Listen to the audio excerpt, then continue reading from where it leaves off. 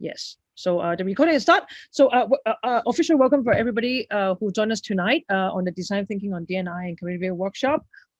So I'm Benita. So just a little bit about myself. I identify as lesbian. I've been doing some work in the LGBT space, whether it's doing LGBT tour, whether it's helping for Idaho.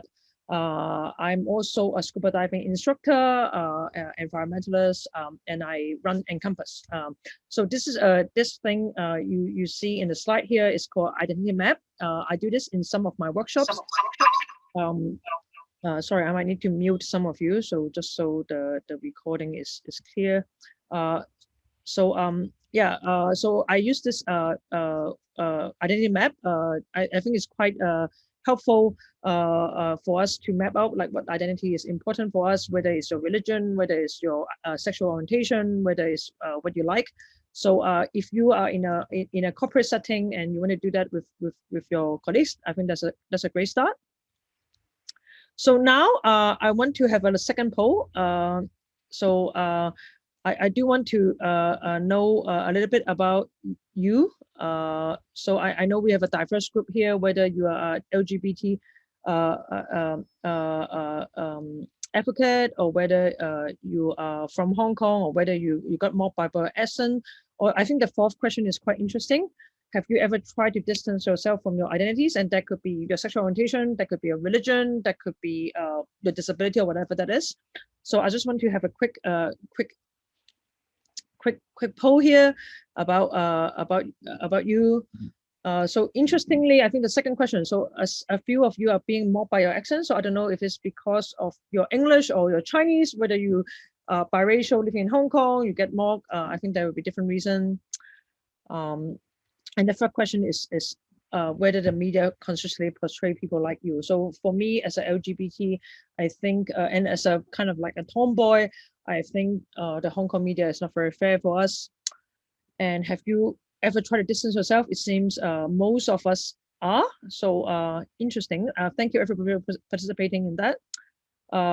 Yeah, so it's interesting. I think for the fourth question, almost all of us have tried to distance ourselves of some of our identity. So I think today Joseph will give us a very good overview of what those D&I issue might be in a short 1 hour. Yes, so just want to tell you a little bit about Encompass for those of us who join us. We are a social enterprise. We have been around for about 2.5 years. We do a lot of workshops and experiential learning program. We don't receive a lot of funding from other sources. Our most money-making thing is from the corporate workshops that we do. And for the corporate workshops that we do, we have free webinars like today, and we hope you enjoyed it. And if you like our work, please recommend us to your friends. So everything we do is around the SDGs.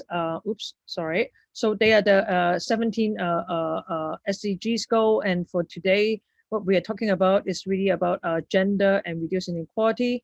So reducing inequality means a lot of different aspects, whether it's disability, whether it's LGBT, whether it's refugee.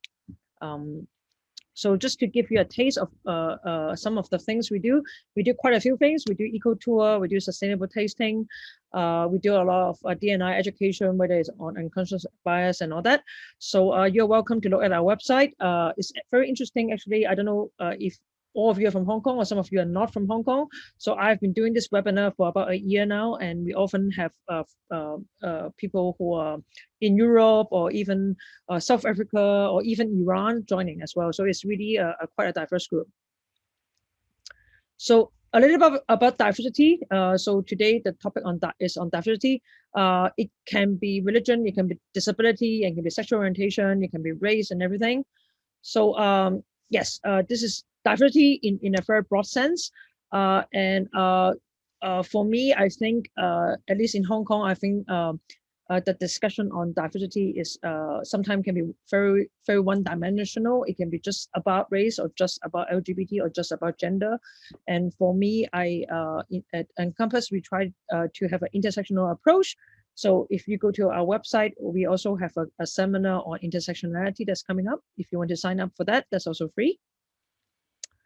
And I don't know how many of you have seen this diagram. It explains the difference between diversity, inclusion, and equity. And to put it very simply, I know it's a very complicated diagram, and don't worry about any of this. You will get a slide deck and also a recording after today. So diversity is really the multiple identities that are represented in an organization, diverse view, whereas inclusion is trying to take that diverse view into account to make that sense of inclusion with everybody. And then equity is make sure that the power is distributing in a way that everybody feel included. So they are very free related concept, but slightly different. So there's a very famous quote for diversity and inclusion is that diversity is being invited to the party, that you are being included, whereas inclusion is really taking a more active step of including your views into the viewpoint. So inclusion is being asked to dance. So if somebody asks you what's the difference between diversity and inclusion, this is quite a good quote to summarize it. So I don't know how many of you work in a D&I role in your company, or you have that in your workplace or in your community, but there are many research on diversity, and basically it will help, the diverse field will help you for better decision making, for better problem solving, make more productive team. So we won't go into detail on that, but just to give you an overview. And this is a slide I like to show. If you're in a company or in an organization, you can look at dimensional in a diversity in a different way, whether it's gender or including a female employee, including diversity, including disability and all that. So yeah, if you are working in a D&I role, perhaps in your company or school or whatever that is, and want to talk to one of us, you're welcome to. So with that, I'm going to pass the time to Joseph, who will tell you more about what design thinking is and how to apply design thinking in D&I, which is the focus of our topic today. So go ahead, Joseph. Okay, I think you need to give me the right to share the screen. Okay, first. sorry. Yeah. Okay, there you go. Okay.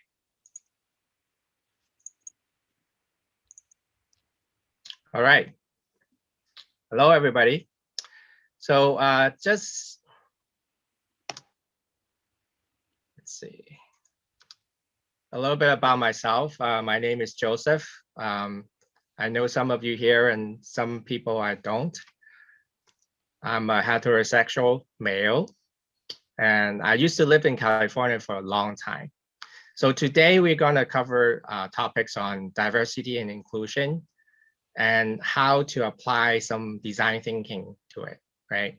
So my role today is really about being your tool guy. I don't want to be your lecturer, you know. So, you know, what's up with like a middle-aged man, you know, straight guy being here talking about diversity and telling you what's good, what's not, you know, that by itself, it's not diversity, right? But having said that, for inclusion, I think it should be everybody from the community to come out and to, you know, there's a thing called inclusive design, right? So it's not just about one special group promoting their interests. It should be everybody's interest. So you see me as a guest or speaker or doing facilitation of workshops, mainly related to design thinking. And I'm also a certified coach for something called Designing Your Life, which is applying design thinking on yourself. So just to kick things started, right? This is like a picture I saw on the internet from China. And for those of you who cannot read Chinese, I'll translate it for you. This is like a office, and you know, there's like a chairman's office door, and it says, before you knock on the door, think about 3 solutions of your problem or questions before you talk to me. So think about that for a couple of seconds and see, is this design thinking or not quite? And we'll come back to this later, okay? So design thinking, right? Some of you are not very familiar with that. And if you just Google, right, design thinking, you probably will see something like this. This is a classic model from the Stanford D School. Tells you there are 5 steps in design thinking. It starts with empathy, and then goes to define, ideate, prototype, and testing. So basically, methodology for innovations. And just one quick question for you guys. Where do you think the solution comes out? Is it somewhere from here or towards the end? So, feel free to type in the chat or just tell me. It's usually more from here, right? Towards the end. Somebody say ideate. It start with ideation, we come up with some ideas, but the actual solution itself comes after prototyping and testing, right? So this is where the solution comes out. So a very quick tip, tonight, if you only want to learn one thing, just one thing about design thinking, this is it. We do not start with a solution. We start with empathy. Okay, we do not jump to conclusions. We don't start with saying what the solution is before we even start thinking about understanding what the situation is, what the problem is, what the opportunity is, right? And design thinking is really human-centered design, and it's all about human being. So if you are trying to solve a problem that is, let's say, related to machines, you want to make some solutions for machines, then design thinking is not the way to go, because it doesn't really involve with humans. And a lot of people, if you go to like LinkedIn or Facebook, you look at people doing some posts like, hey, I went to a design thinking workshop today. And most of the time they would post something like this, like a wall full of post-its and people writing different ideas. And like, maybe Bella said, this is the ideation part of design thinking. It's not everything of design thinking. It's just one part of design thinking. And you may even see a whole bunch of different representations of design thinking. And let me tell you, they're all talking about the same thing. So don't get scared and don't get confused, right? They all have different terminologies, different ways to describe the process. But at the end of the day, they're all talking about the same thing. So for example, this on the lower left is called the double diamond. It's very famous. And it's basically just telling you it's the same thing. It may be 5 steps for some people, 4 steps for others, but the idea is the same. So this is one version of the double diamond. You can see one diamond here, and then there's another one over here, right? So why do they draw it like this? It's more about divergence and convergence thinking. So in the beginning, when we start with empathy, we want to understand as much as possible. So you can see we start with one point and then we just expand, right? We want to know as much as possible. And when we define the problem, we focus again, come down to what is the most important part of this, right? And then when we ideate, we brainstorm, we have lots of post-its, writing ideas, then we go diverge again. And then after that, when we prototype and test, we slowly focus down, find out what's the most important part, what works, and then that's our solution, right? So in these steps, we usually ask questions like, in the beginning, what is? When we ideate, we say, what if? And when we prototype, we say what wows. Wow is the wow factor. Like a couple of years ago, maybe, when the iPhone comes out, you see, wow, I really like this feature. I really want to try it. It sounds amazing. So that's the wow factor. And testing is asking what works. So basically on the left, we're talking about doing the right thing. And on the right side, it's doing things right. And now you can see how important empathy is, right? You could have the best solution providers in the world making all these kind of expensive prototypes costing millions of dollars. That's doing things right. But without solving the right problem, it would not work. And if we have time at the end, please ask me, I can give you some examples on people, even very big and famous companies. They have the technology right. They're doing the right thing, but they're solving the wrong problem. And it ends up becoming like a failure. And design thinking at the end is really going full circle, right? After you test and you implement, it's actually the perfect time to get more data, more information, and it feeds back to the loop. And we start with empathize again and ideate the next version. Okay, so back to this, right? So do you guys think this is design thinking or not quite? Any idea or just a guess? So Joseph, you might need to translate that for non-Chinese audience. Yeah, Bella and Jocelyn, they say no. I would agree with you guys. I would say this is not quite. The text says, before you knock on the door, think of 3 solutions before talking to me or asking me about these questions or problem. That implies if you don't have a solution, you are part of the problem. And as we talk about for the past 5-10 minutes, right? We never start with the solution. And even before talking about problem and you're already trying to present 3 different solutions, it's not how design thinking works. And Jocelyn said, unless they know what the boss is thinking. That could be true. So it goes to the concept of start with why.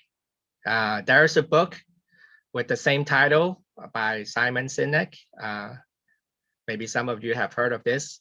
It's about starting with why, right? What, the solution is what. And maybe some higher level managers, they will tell you how to do things. But mostly they just tell you what to do, right? And not too many people will tell you why they're doing it, or even in a community, why are we doing this? Why are we thinking about this solution? Nobody talks about it. They just talk about how and what. And only the why gives you the motive, and it gives you the proper goal, right? When you start, you want to reframe, we go to why. You cannot do that with just what. So it goes hand in hand with the idea of never start with a solution. You start with why. And D&I and design thinking actually had a lot in common, and I'm going to show you some. We just talk about not jumping into conclusion, right? And it's just basically being non-judgmental, right? And designers, we love to prototype and test things, and that's bias to action. It's the same thing for D&I, the idea of change. You can't just talk about it, right? You have to act on it. And if you have read books or been to any design thinking workshops, you may have seen this Venn diagram, right? Business, user, tech, they come together, and then in the middle, that's the sweet spot, innovation, something like that, right? This diagram actually tells you that it's about multidisciplinary team. We want people with different background, different point of views, and to design something that makes sense for each of these people, not just one single group of people. And that is diversity by itself. Okay, so empathy, right? The first step of design thinking is empathy. And that is something that we focus on tonight. We don't have much time. And this is really a 21st century skills that everybody should learn. It's not just for business innovations. It's for life, for your career, for everything. And one example would be like Alicia Keys. In her master class, she talked about using empathy to write songs. And something really powerful and beautiful came out from it. And it has nothing to do with business innovations. So where do we start? Keep talking about empathy. Where do we start? We start with, in psychology, we call this a horizontal relationship. That means having you and the other person on the same level. You cannot put yourself slightly higher than the other person or slightly slower. The reason is empathy is actually quite different from sympathy. And I'm going to show you a very short video, about 3 minutes. And it's about the difference between empathy and sympathy. So let me know if you cannot hear the audio, okay?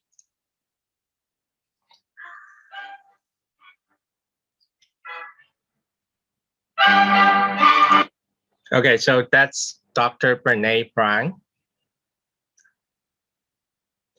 So to do a little recap of the video, right? Empathy is feeling with people.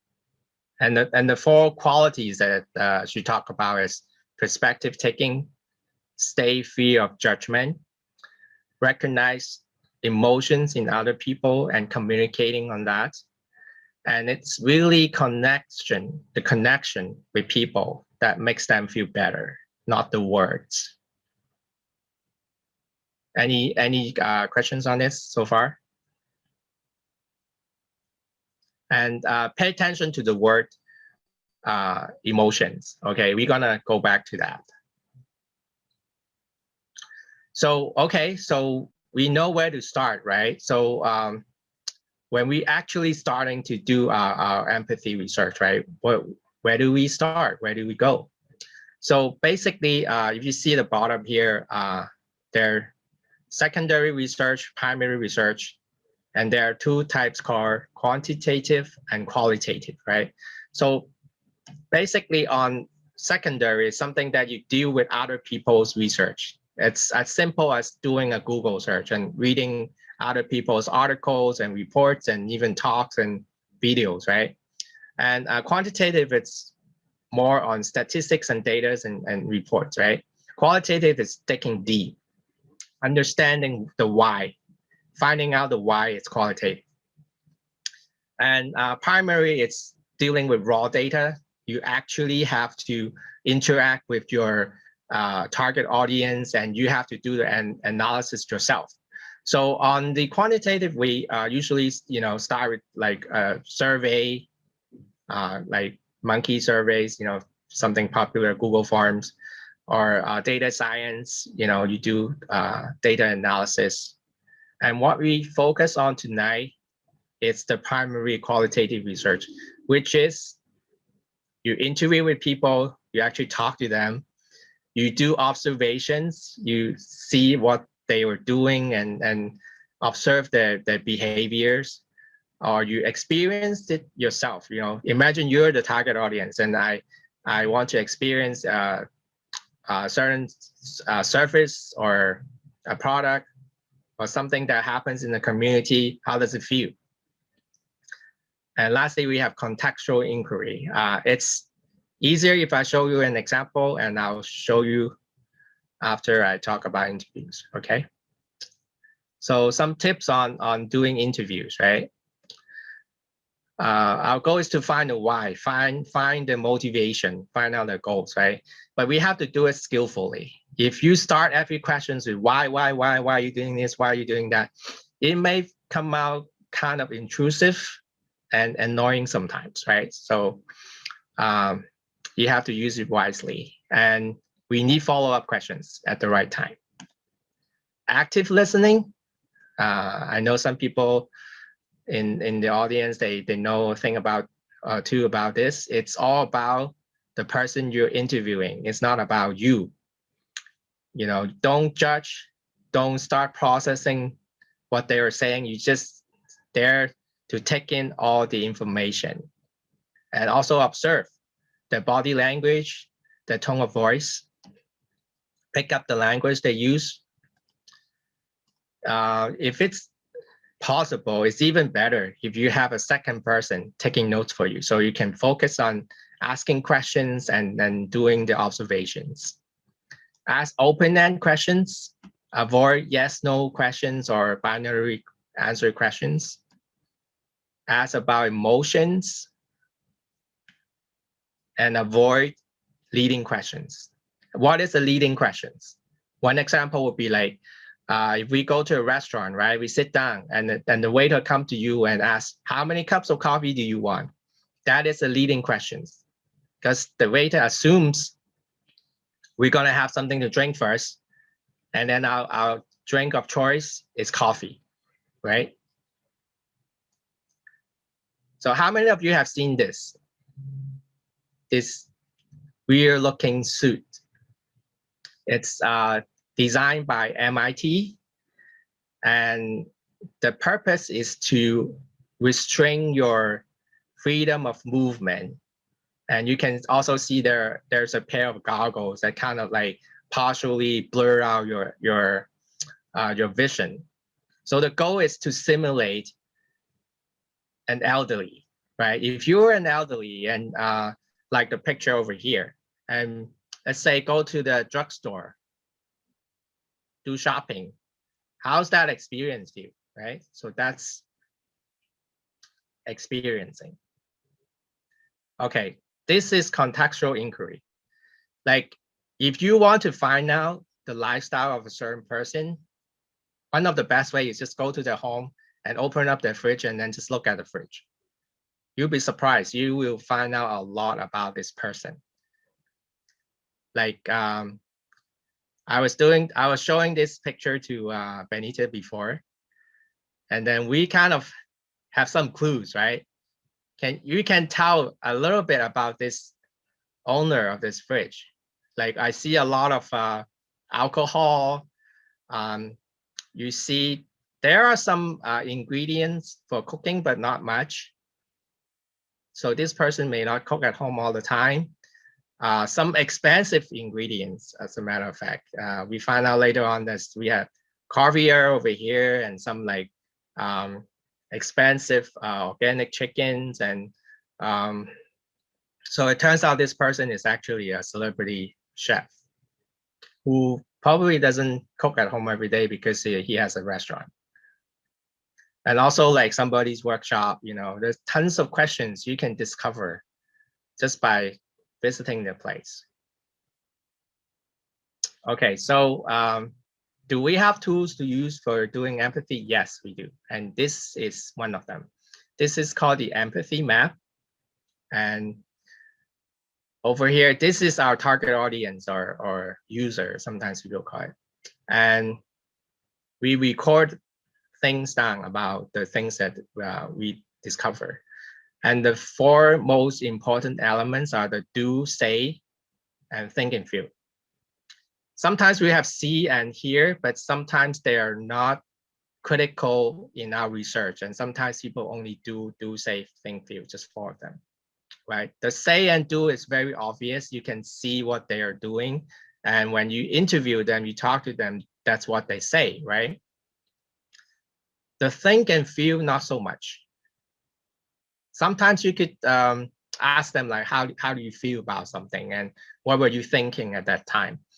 Sometimes you have that opportunity, sometimes you don't. And sometimes they don't tell you a very good picture. So you need to use your empathy skills to figure out what they were thinking at the time and how would they feel. And at the bottom, it's pain points, right? We talk about the stuff that they complain or they're not happy about. What was the problem? That's the pain points. And the gain is basically what do they want to achieve at the end? What's their goal from this whole experience? You know, what do they want to get out of this?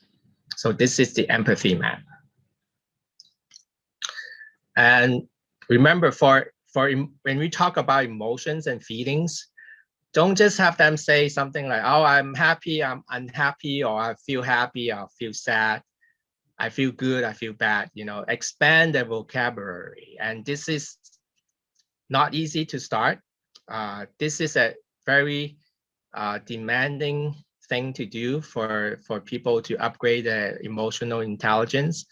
But it's very good practice, try to have them use different words to describe their emotions. So what's the goal of doing all this, the empathy map and capturing down all this information? We want to do this to get insights. Insights help us to define the problem. And from there, we can ideate and find solutions, right? So getting useful insights are very important. So maybe before we go to like trying out codes and things that we get from the LGBT community, maybe I can give you a couple of examples and just think about and critique and see how they go, right? So the first one is, a mother loves her baby. What do you guys think? Is that a good insight? Does it tell you a lot?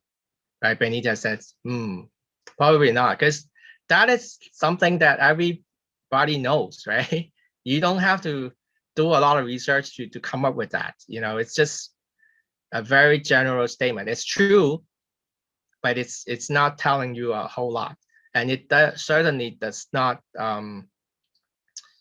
inspire you to design something right away, right?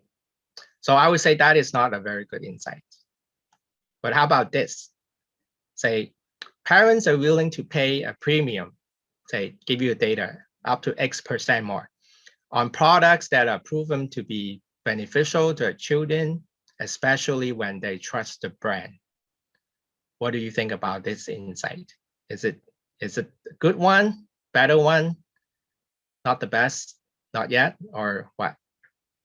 I would say this is not a bad one, but looking at the second sentence, especially when they trust the brand, I would dig deeper. I would look for the reasons why they would trust the brand.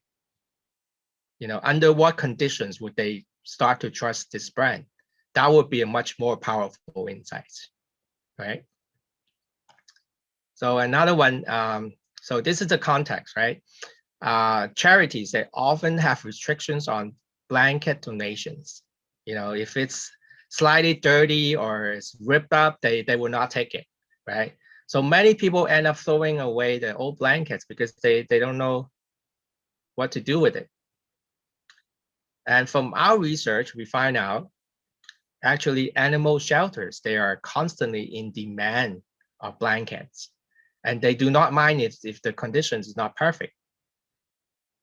So I would say this is a decent insight, because as a designer, it actually inspires me to take some actions, right? It inspires me to design something. Hey, can we connect people with blankets to donate to organizations that collect these donations, and then to the animal shelters that really need these kind of blankets? Given the context as I'm trying to design something for social innovation, or reducing waste, or helping out NGOs, or helping out animals, right? So I would say this is an indication of a decent insights. It's hard to find like the perfect one. Sometimes it just hits you, sometimes it doesn't. It depends on the context. Okay, so now I will hand it over to Benita, and she has some things to say about the LGBT community.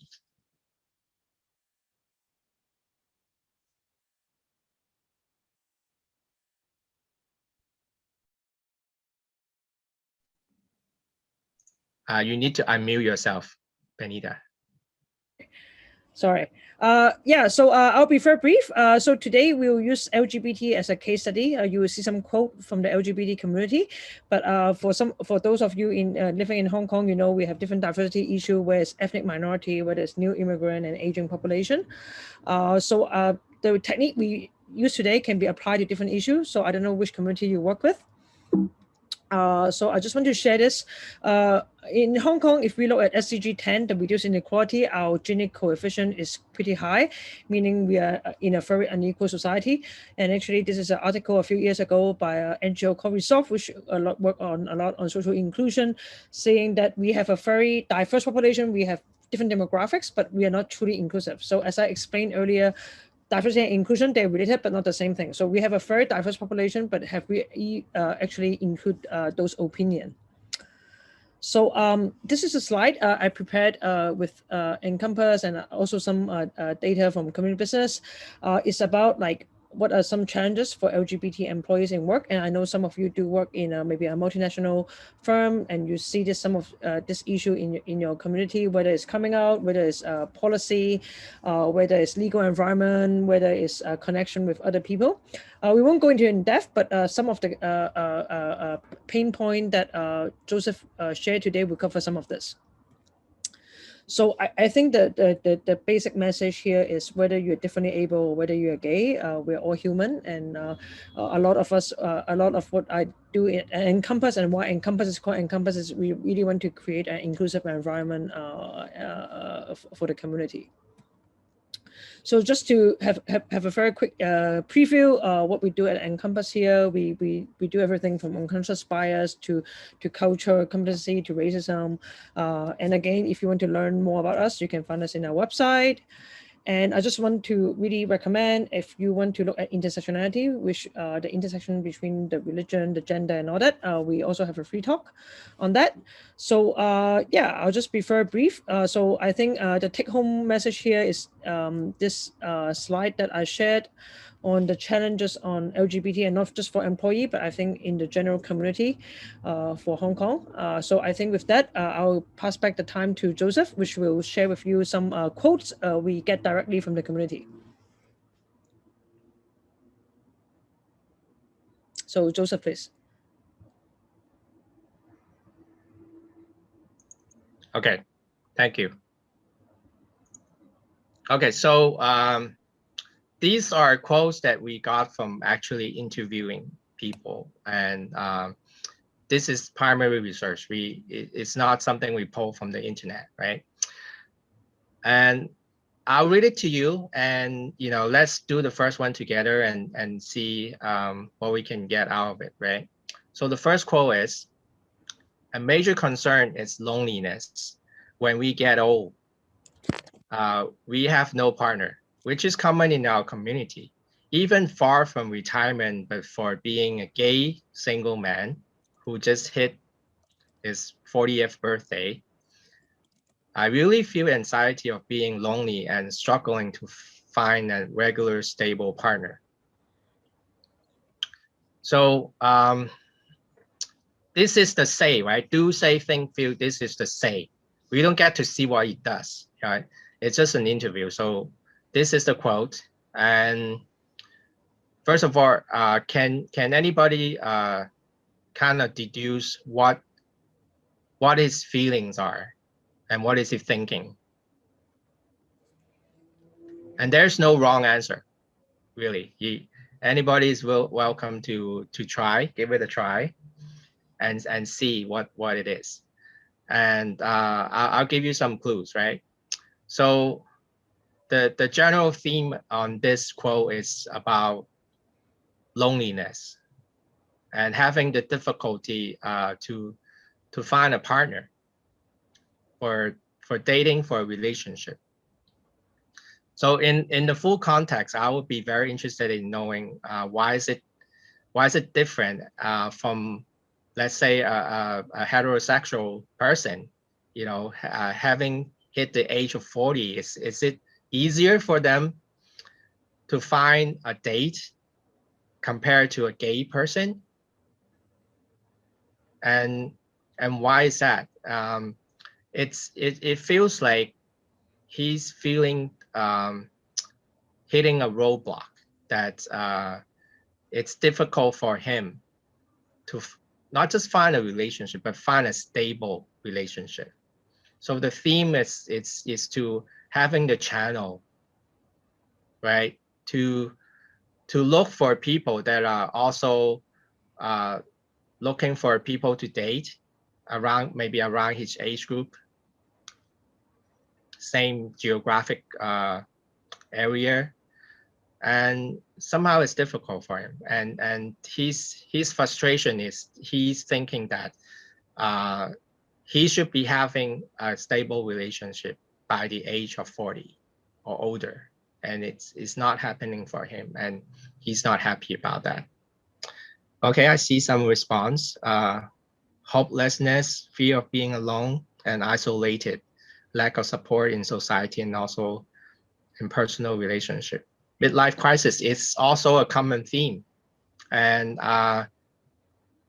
if I dig deeper, I would explore the issue of trust. Trust is very important in the relationship. And maybe trust has something to do with getting a stable relationship also, right? So how about the next one? Different person. So when interviewing for a job or starting a new job, LGBTQ populations oftentimes needs to decide whether they want to come out to the interviewer and the manager and team. While many companies in the US now brand themselves as advocate for D&I and their website, the job candidates, new hires will not be sure if people they are going to meet are actually welcoming or friendly towards their gender and sexual orientation. So what's the general theme about this one? Joyce, you have something to say about that? I know you do a lot of recruitment. You can type in the chat room. I know I'm putting Joyce on the spot. If you just want to talk, please feel free to unmute yourself and share.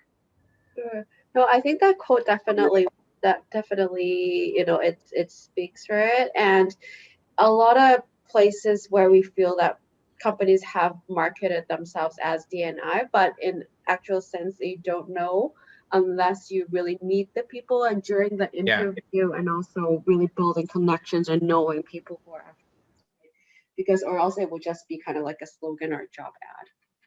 Yeah. I think this is also a very interesting design question. The underlying thing is this wasn't a problem before, right?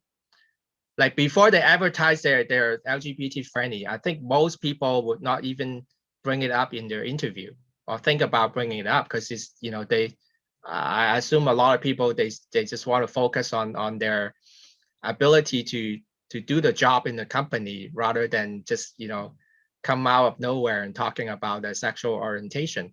But now it becomes an issue for this person because they're not sure if I want to talk about it or should I not talk about it, right? So that was a problem that they did not have before, but now becomes an issue. You know, I may not say that problem, but at least it's an issue.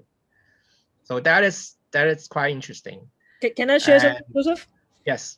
So I do have the experience. So I'm a very small company, not a big company. But when I hired my intern, I remember like about a year ago, there was a university student who interviewed for my job, and she looks perfect in paper, and I will hire her anyway. Yeah.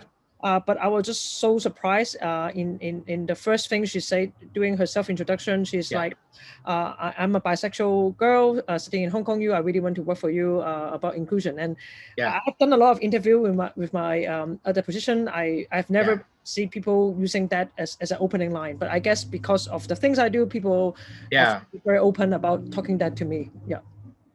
And they know they're talking directly to the company, not through some HR, like not, you know, 3 or 4 levels down, right? So that could be also a thing, especially if the company is big enough, right? They have some corporate policies. Maybe it's a policy, maybe it's not, and they're not sure if the person they're interviewing them are 100% with what the company says. That is, I think that's fair, right? And that is also, I may share some examples later on about companies' HR policies, right? As a matter of fact, I think some companies they they would just tell HR, some questions are off the table, right? Unless you really want to share. So the feel is obviously feeling insecure and having the difficulty to decide, should you say this or not say this, right? Unless 100% sure, like the example that Benita gives, right? That the person that interviewed her, she probably knows 100% sure that Benita is welcoming this. That's why she said that, right? Okay, so let's move on a little bit. Okay, this one, also a different person. Speaking as a transgender man who has the privilege to pass, my daily struggle is largely to do with the discrepancy between my ID document, which still says female, and my gender identity, which is male. So as Hong Kong requires to use the ID card most of the time, and discrepancy is essentially crippling for me because people are suspicious of me and I have to out myself whenever I present my ID, when I go to the bank, visit a friend in a residential building, rent a place, get stopped by the police on the street. So this is talking about some really inconvenient pain point, right? It is about pain points. It's complaining about something.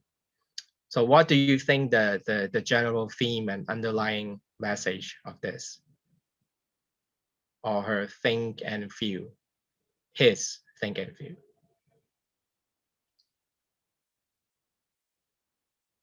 I can see one of the theme on this is it's about the use of ID, right? ID is something that to identify a person, like the government or some institution or somebody wants to identify this person, they look at the ID. And it has a conflict with how this person wants to be identified. So it's two different things, right? How do you want to be identified and how people identify you, right? And it's difficult because it's involved with the government, and it's not easy to have the government to change how they format the ID.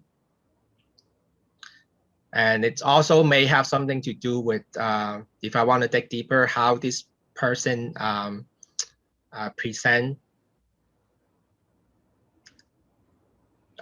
himself. And if it's this person the neutral gender more appealing or not? Benita, you have a comment? Yeah, I want to share a slightly related story on the ID card. So this case we have is a transgender man. So there was a recent case. I don't know how many of you have read the newspaper. It's an actual case. So a transgender female went to underwear shop to try on a female lingerie. Her ID card is already a female, so she is fully transsexual. Both her ID and her gender identity is a female now. Okay. However, the shop manager think that she looks quite masculine and was refusing her for using the female room. This lady ultimately made a complaint to the EOC, and I think it was just a day or two ago that the company also issue a formal apology on that. So it is interesting that even when your ID card and your gender identity match, because of physical appearance, you would also face discrimination in the community. So I think the ID card issue have several layers. Yeah. Yes, and just to add to that a little bit of a side story. My cousin, he's currently retired, but he used to be an investigator in Los Angeles. And he was telling me, like, whenever they do arrest right now, they actually ask the person what's their gender. Even though this person looks like a man, you ask him, what is your gender. If that person reply as a female or identify as a female, they would ask for a female officer to do the arrest. Can I share something? Yes. Yes. The one that Benita just told is similar, and it's trending case back in the Philippines. It's about a gay going into. It's about a comfort room, the he and the she thing. It's the gay one went into the ladies' room because her appearance is already, or his appearance maybe is already a girl, a lady. But Okay. then the the clothing, I mean, is already in a lady. But then the guard in the shopping mall prohibit him entering into that comfort room because he still looks as masculine on the face, even though he have a long hair. Yeah. And that's brings up your reaction in the community, and the senators even thinking of putting a LGBT separate comfort room. That is being in debate. Actually, it's still in debate in the Senate about it, or if it's really need to do such thing in the big shopping malls and big establishments that have comfort room facilities about it. Yeah. I think that the bathroom is definitely a very controversial topic. Yeah. And, I always ask this, like, why they still having, the bathroom divided in such a fashion? I originally had some insights about, like, there's in any shopping mall, there's always a higher demand for a female to use the bathroom because of the long waiting. Anyways, why do you just have, neutral bathrooms? Anybody who needs to use it can use it. That is something, yeah. For my own opinion also, you don't have to fool yourself. Why? If you can use the male bathroom, then you consider it, then you will go there into use. But then if you can no longer use the female one, why not go into the male one? So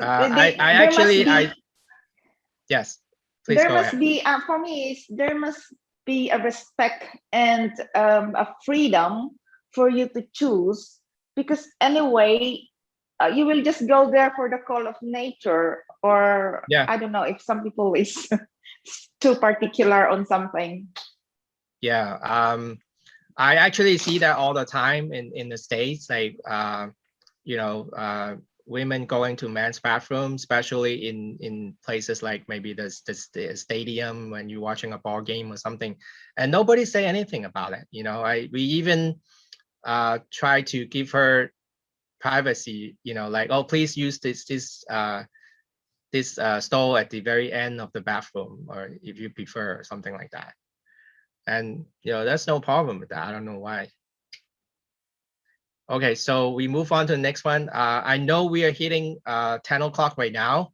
I understand that we said the ending time is 10 o'clock, and if you have to go, please feel free to do so. If you like, please stay and maybe join us for another 10 minutes, 15 minutes or so. We can finish all the quotes and do some sharing. So this is another person, right? When I tell some of my friends that I'm bisexual, they don't believe or hold strong suspicions on this person. One even asked me if I have dated any person of the same sex, will we ask heterosexual person if they have dated anyone of the opposite sex to prove their own sexual orientation? This sounds like a pain point and a frustration. This person is very frustrated, right? What do you guys think? What is the underlying theme, and what is the think and feel about this quote?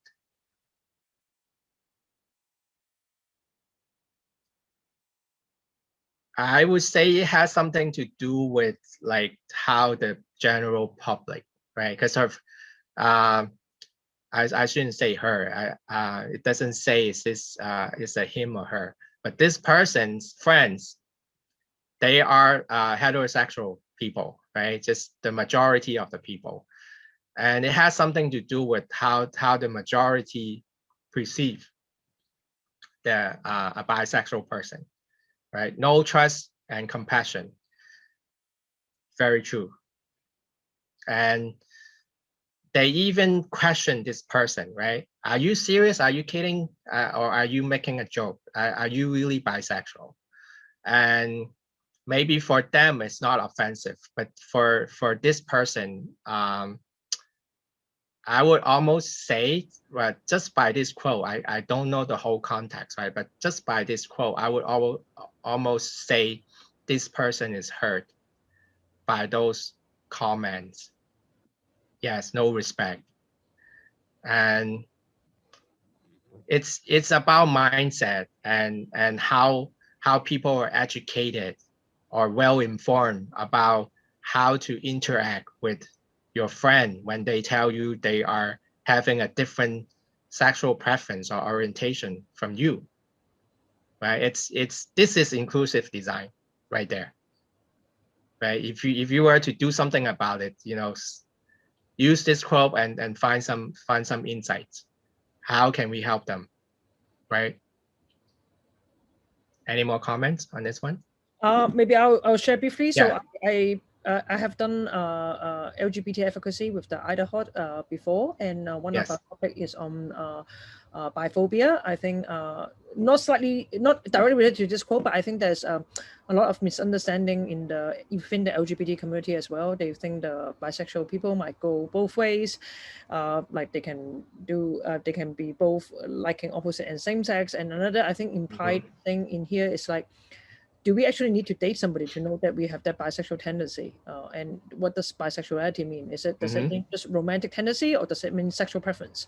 So, Yeah. for example, for myself, I don't consider myself 100% lesbian. I have had a romantic relationship with men, but I've never had a relationship with men. But does that mean I'm bisexual or not? I think, like, how do you define that sexuality? I think you can really go deep here. What does like sexuality and meaning? We actually need to know to date somebody of an opposite or same sex to know that you have such tendency. Yeah. Or just having an interest, right? Let's say we go eat together and I'm just telling people, hey, I'm a vegan. Why do I have to prove to everybody that I'm a vegan? I'm just telling you that's my preference, and that's about me, right?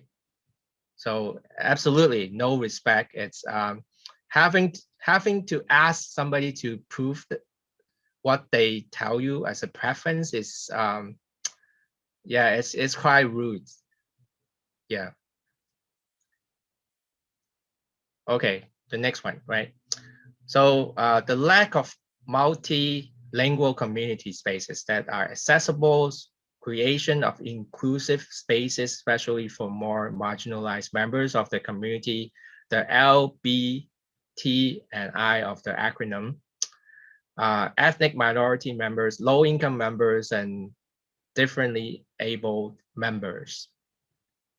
So this is more like a I wish kind of thing, right? It's not 100% a complaint. It's not a pain point, but there's something they want.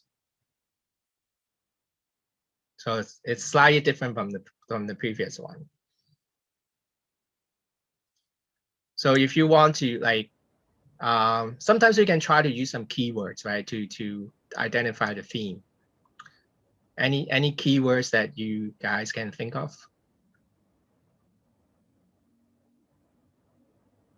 I would say like maybe accessibility is one. Say don't have access to a multilingual community. Especially maybe for Hong Kong, I still feel that it's very divided in terms of the language barrier. What do you think, Benita? Like there is a community out there, but like some of them, they don't speak Cantonese, and Cantonese speaking people, they just prefer to, communicate in Cantonese. They don't want to, communicate in English. So I don't know if Jasmine has something to work on, say about this. I know Jasmine also worked in the space. So for me, I think if this applies to Hong Kong, it's definitely, I think in Hong Kong, there's a lot of the LGBT communication and events in English, just as this one, unfortunately, maybe we need to do it in Cantonese. Absolutely. But I also think like in Hong Kong, the LGBT discrimination issue is also a class and English language issue. If you are very local, you don't work on a certain profession, or maybe you are a marginalized community, whether you are a migrant worker or disability, it's a lot harder for you to get those resources. I know there are people in the community who are working. I have a friend who's working on LGBT and disability. I think there are definitely more on that, but definitely not enough. So I don't know if Jasmine has something to add on that. I know Jasmine worked a lot on this area. Hi, Benita。廣東話係咪㗎？轉台係。係可以啊，但係咪有啲外國人？我覺得整返英文好啲。Yeah, I think there are some English speaking. Yeah, I totally agree with Benita. I think LGBT plus individuals in Hong Kong already experience a lot of discrimination. I mean, sometimes it's conscious, sometimes it's unconscious because of misunderstanding or no understanding at all. And then like the idea Benita mentioned earlier about the intersectionality. So the local LGBT plus friends, they experience all the challenges, but also like the LGBT plus individuals from other, especially the minority, the marginalized ethnic groups or people with disabilities. I mean, if they have intersectional identity like these, I mean, they experience even more. And so, for example, like languages or accessibility or other considerations, I think people just in general do not understand, and they have no platform to learn more. And something Benita just mentioned really touched my heart, because I have been really trying very hard to convince companies to have more, for example, like different languages training on LGBT plus, because some of our clients not only have Hong Kong offices, they also have other locations, but just because usually in the business world, people understand English.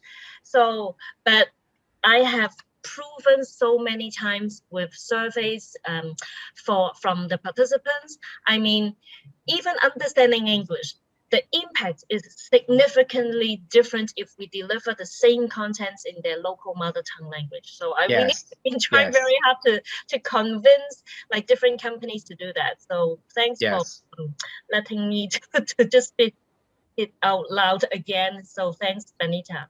So just, do you want to give a 20-second intro of who you represent and what you do for those who don't know you? Hello everyone, my name is Jasmine, and I work in a not-for-profit organization. It's called Community Business. So we actually go to different companies in the business sectors and try to promote diversity and inclusion. And so all of the things that we have just discussed, they are like the D&I, I mean, I meaning diversity and inclusion space that we have been trying to work on.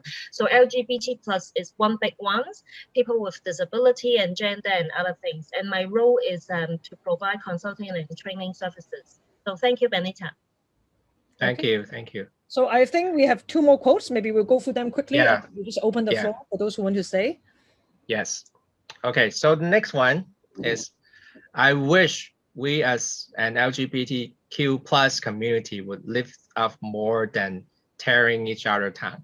For example, when I came across an LGBTQ plus creator video or post online, the content creator does not appeal to me. I refrain from saying anything negative, and divert my energy towards supporting and encouraging those creators that I resonate with instead. We make a bigger positive difference, encouraging someone versus tearing each other down. What do you think about this one?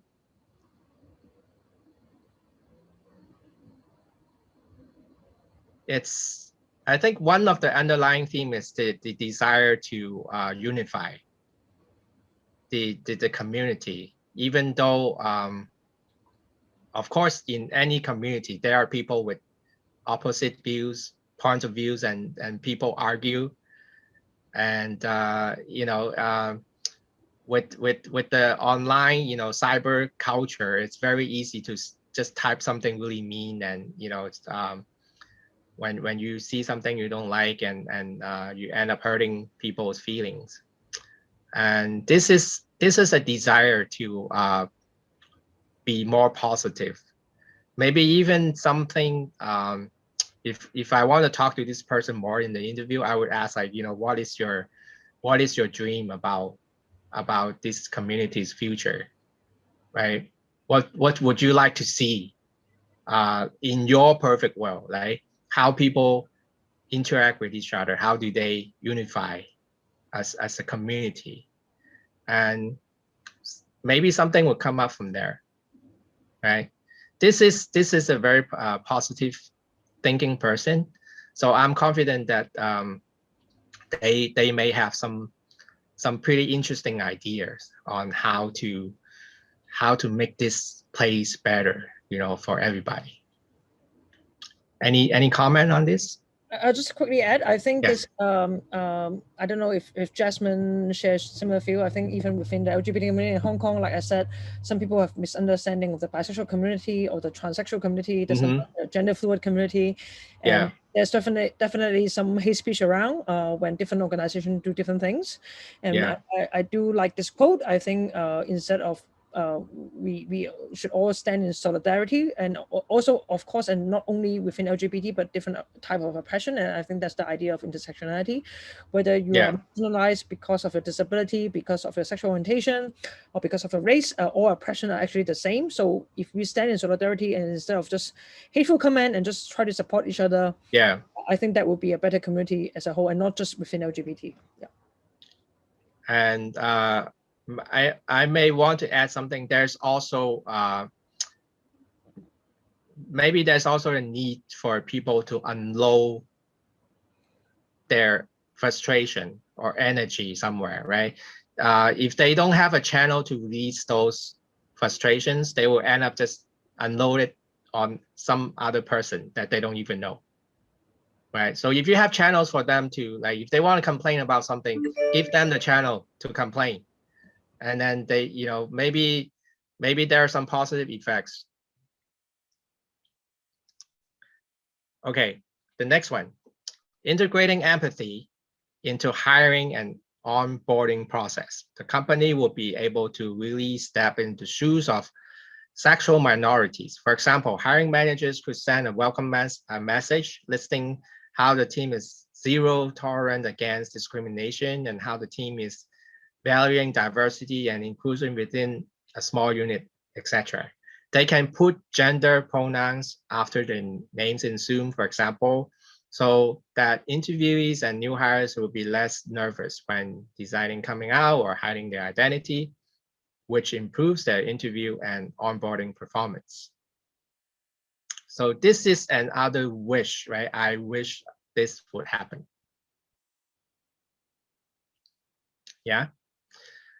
And interestingly, I actually think maybe not in Hong Kong, but I think in other countries like North America or Europe, this is like the standard,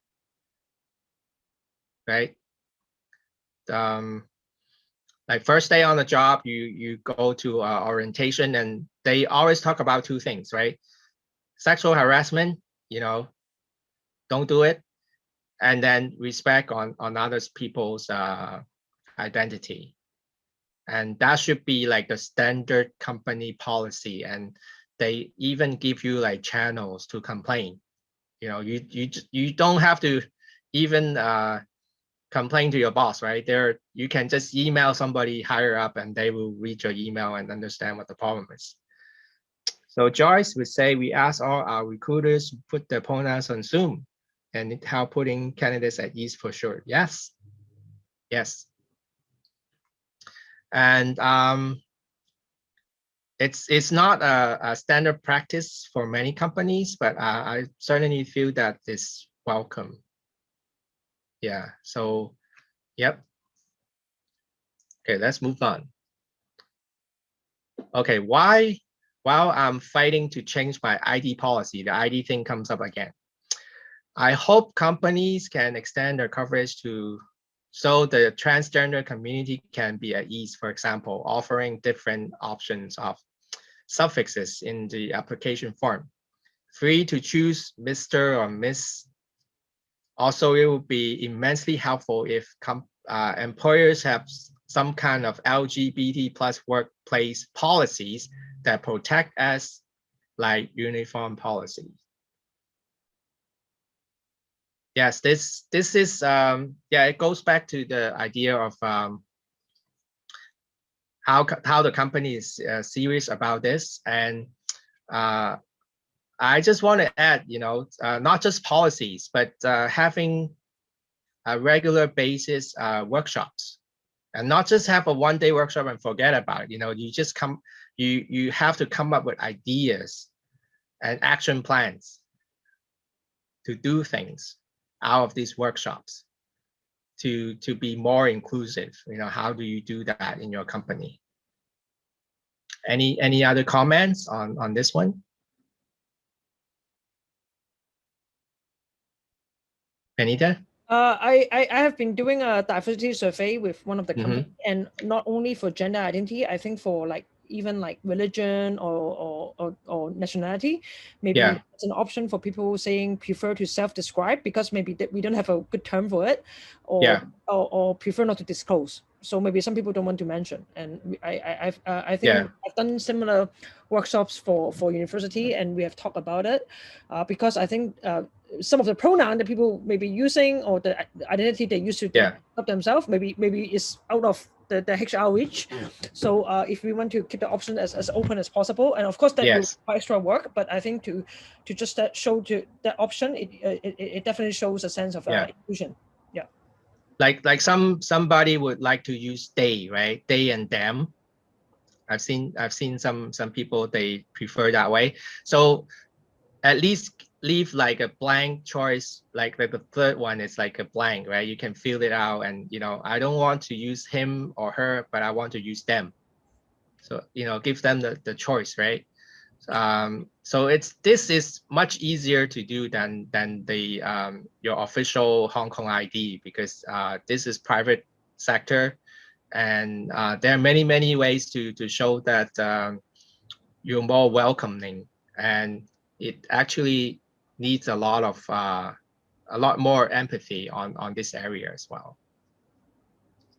Okay, so you know, I'm just gonna go quickly on this. You know, the theme that I talked about earlier is about what people don't have and they don't want.